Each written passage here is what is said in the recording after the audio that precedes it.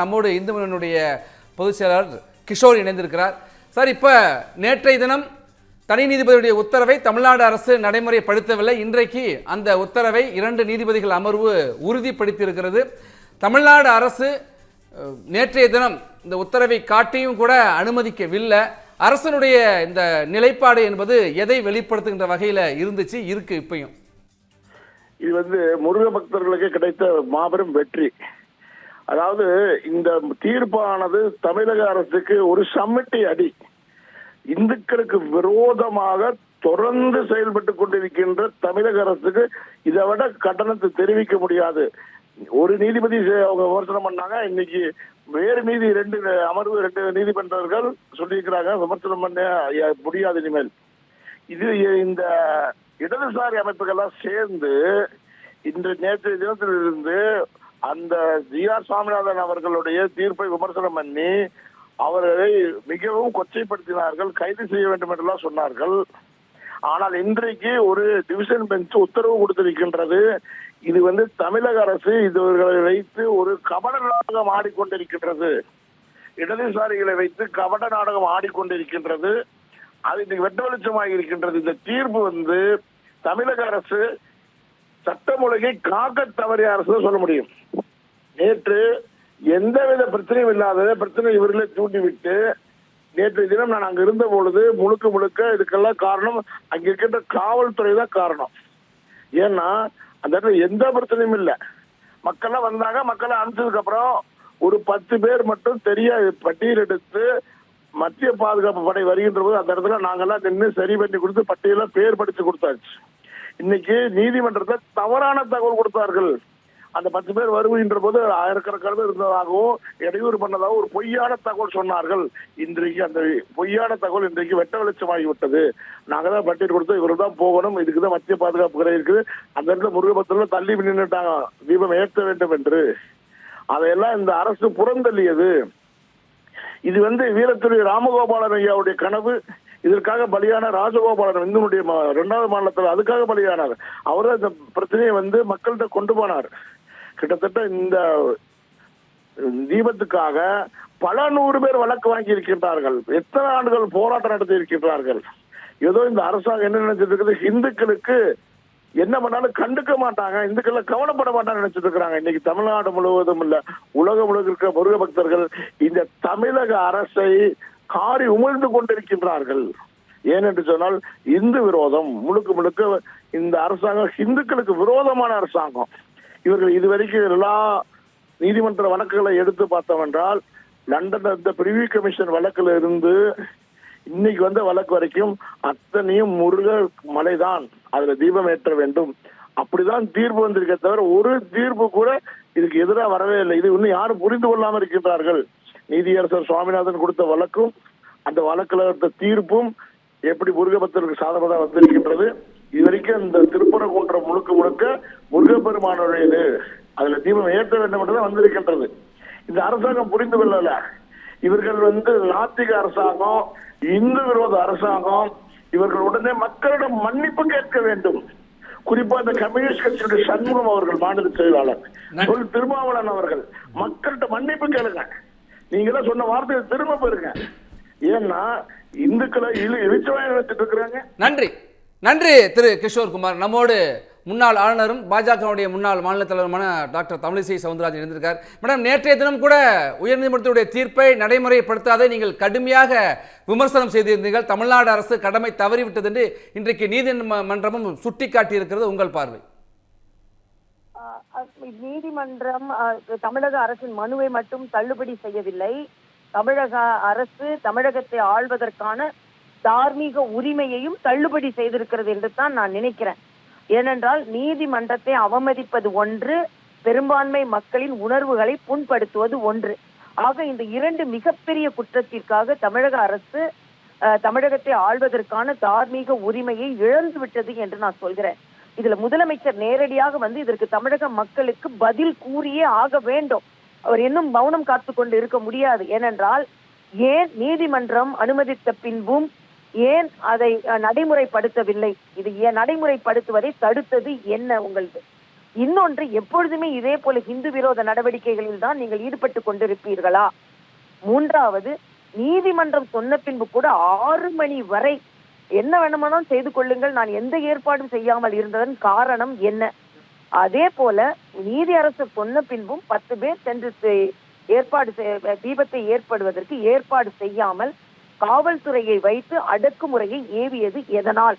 இது அனைத்திற்கும் திமுக அரசு பதில் சொல்ல வேண்டும். ஸ்டாலின் அவர்கள் இதற்கு பதில் சொல்லியே ஆக வேண்டும். ஏனென்றால் இந்த நீதிமன்றம் அவர்களை பார்த்து கேட்கின்ற கேள்விகள் நிச்சயமாக அவர்களுக்கு எதிரான கேள்விகள். அதற்கு அவர்கள் பதில் சொல்லி ஆக வேண்டும்.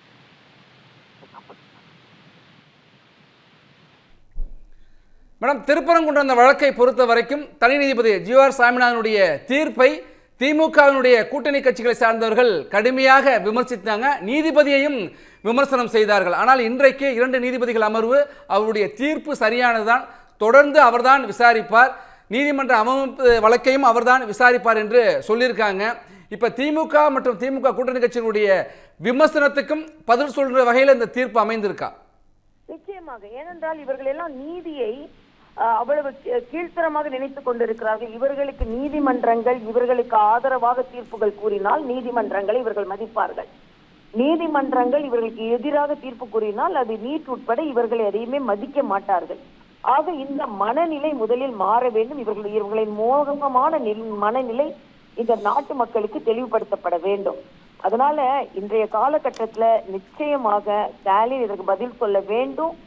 சாதாரண அறை அல்ல, நீதிமன்றம் இந்த அரசின் மீது கொடுத்திருக்கின்ற அறை சாதாரண அறை அல்ல, முகத்திலேயே அறைந்திருக்கிறார்கள். அதனால் இனிமேல் இந்துக்களை உதாசீனப்படுத்துவதோ நீதியும் ஒத்துக்கொள்ளாது, அதை தர்மமும் ஒத்துக்கொள்ளாது என்பதை இந்த தீர்ப்பு நமக்கு தெளிவாக தெரிவிக்கிறது. நன்றி மேடம், தங்களுடைய கருத்துக்களை பகிர்ந்து கொண்டமைக்கு. நம்மோடு பாஜகவினுடைய மாநில தலைமை செய்தி தொடர்பாளர் நாராயணன் திருப்பதி இணைந்திருக்கிறார். சார், நேற்றைய தினமும் நீங்கள் இந்த தீர்ப்பை நடைமுறைப்படுத்தாததற்கு கடுமையான விமர்சனத்தையும் கண்டனத்தையும் தெரிவிச்சிருந்தீங்க. இன்றைக்கு தனி நீதிபதி உத்தரவு சரியானது, அவரே தொடர்ந்து விசாரிப்பார் என்று சொல்லியிருக்காங்க. தமிழ்நாடு அரசு கடமையை செய்ய தவறிவிட்டது என்று நீதிமன்றம் சுட்டிக்காட்டியிருக்கு. அதாவது ஓட்டுக்காக, சிறுபான்மை மக்களுடைய ஓட்டுக்காக, கொத்தாக விடும் ஓட்டுக்காக நீதித்துறையை எதிர்க்கின்ற அளவிற்கு திராவிட முன்னேற்ற கழகம் மிக மோசமான ஒரு செயலில் இறங்கி இருக்கிறது தான் இதுல விஷயமே. இதுல தன்னுடைய கூட்டணி கட்சிகளான கம்யூனிஸ்டுகள், விடுதலை சிறுத்தை கட்சியினுடைய திருமாவளவன் போன்றவர்களை வைத்து அந்த தீர்ப்பளித்த நீதிபதியை கடுமையாக தரக்குறைவாக விமர்சனம் செய்ய வைத்திருக்கிறார்கள்.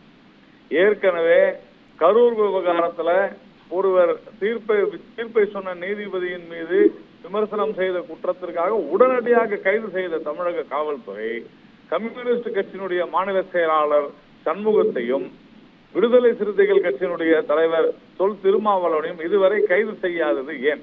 இது அடுத்தது. இப்படி தொடர்ந்து தவறுகளுக்கு மேல் தவறுகளாக செய்து கொண்டிருக்கக்கூடிய தமிழக அரசு இந்த விவகாரத்துல மிகப்பெரிய தோல்வியை தழுவியுள்ளது. உண்மையிலேயே இந்த அரசிற்கு கொஞ்சமேனும் வெட்கம் இருந்தால், கொஞ்சமேனும் நேர்மை இருந்தால் இந்நேரம் இந்த அரசாங்கம் ராஜினாமா செய்திருக்க வேண்டும். அந்த அளவிற்கு இந்த மேல்முறையீட்டு மனுவை தள்ளுபடி செய்திருக்கிறது உயர் நீதிமன்றம். இதுல பல சால்ஜாப்புகளை சொல்லி அது எது என்று சொல்லலாம். ஆனால் ஒரு குறிப்பிட்ட காலக்கெடுவிற்குள் அங்கு கார்த்திகை அன்று விளக்கை ஏற்ற வேண்டும் என்று சொன்னால் அதற்கு ஏதோ பல கதைகளை சொல்லி நாடகம் ஆடியது என்பது உண்மையிலேயே வன்மையாக கண்டிக்கத்தக்கது. நன்றி சார், உங்கள் கருத்துக்களை பகிர்ந்து கொண்டமைக்கு. தனி நீதிபதியுடைய உத்தரவை தமிழ்நாடு அரசு நடைமுறைப்படுத்தவில்லை. நேற்று 9:30 மணி வரையும் கூட அந்த நீதிமன்றத்தினுடைய தீர்ப்பு நகலோடு பக்தர்களும் முருக பக்தர்களும் அந்த பகுதியை சேர்ந்தவர்களும் இந்து அமைப்புகள் மற்றும் பாரதிய ஜனதா கட்சியினர் பல்வேறு அமைப்புகளை சேர்ந்தவர்கள்லாம் அங்கே தொடர்ச்சியாக காவல்துறையினரோடு எங்களை அனுமதிக்க வேண்டும், நீதிமன்றத்துடைய தீர்ப்பு நகல் எங்களிடம் இருக்கிறது என்றெல்லாம் சொன்னார்கள். ஆனால் காவல் ஆணையர் அது லோகநாதன் மறுத்து விட்டார். உங்களை எக்காரணத்தை முன்னிட்டும் அனுமதிக்க முடியாது, ஏனென்றால் தடை உத்தரவு இருக்கு என்று சொல்லி அதை காரணம் காட்டியே நீண்ட நேரம் விவாதம் நடத்தியும் கூட நீதிமன்றத்தில் நாங்கள் உரிய அனுமதியோடு வந்து தீபத்தை ஏற்றுகிறோம் என்றெல்லாம் குறிப்பிட்டிருந்தார்கள். இந்த சூழலில் தான் தனி நீதிபதியினுடைய உத்தரவை 2 நீதிபதிகள் அமர்வு உறுதிப்படுத்தியிருக்கிறது. இன்னும் திமுக மீதும் திமுக அரசின் மீதும் தமிழ்நாடு அரசு மீதும் கேள்விகள் நிறைய எழுந்தன. ஒரு உயர்நீதிமன்றத்துடைய தீர்ப்பை நடைமுறைப்படுத்த வேண்டியதான் அரசனுடைய கடமை. தூய்மை பணியாளர்களுடைய போராட்டத்தை உயர்நீதிமன்றத்துடைய தீர்ப்பை காரணம் காட்டி ரிப்பன் பில்டிங்கிலிருந்து அப்புறப்படுத்தினார்கள்.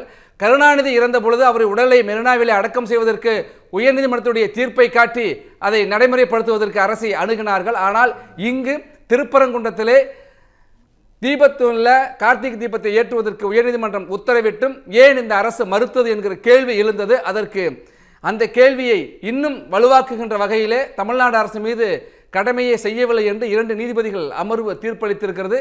இனி அரசு என்ன செய்ய போகிறது என்பதை பொறுத்திருந்து பார்ப்போம்.